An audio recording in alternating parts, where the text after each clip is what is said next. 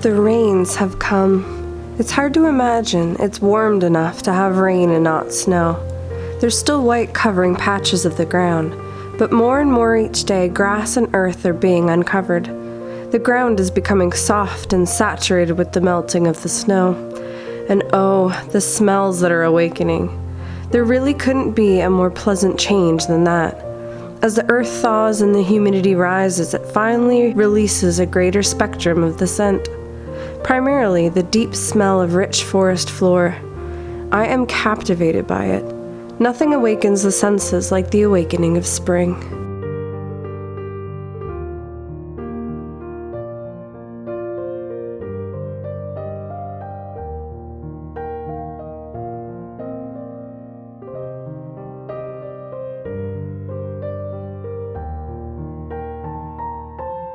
Though I sit writing in my cozy armchair while it drizzles a cold rain, I'm only watching through the window. I can still imagine what warmer and perhaps drier days are soon to come. Visions of planting seeds and watching small buds appear and open. With the extra thick and lasting snow cover we've had this winter, the plants have yet to be brave enough to at all begin to show themselves awakening. Might as well feed the birds while I'm outside again.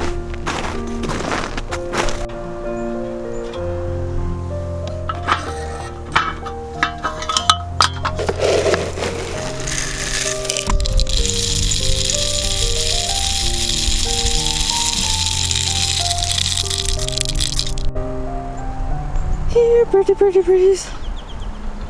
I'll fill that for you. But perhaps more is changing than one is aware. I do wonder what may just be beginning beneath the surface of the soil, where I cannot see. Isn't there usually more happening below the surface of all of our lives than one can detect with the eyes? Even within oneself, we cannot fully be in tune with the slow extent of the change occurring. But it's there, ready to break forth when the timing is just right to show itself outwardly. Changes take time. They come slow and soft most often. Growth is usually a gradual thing, one stage at a time.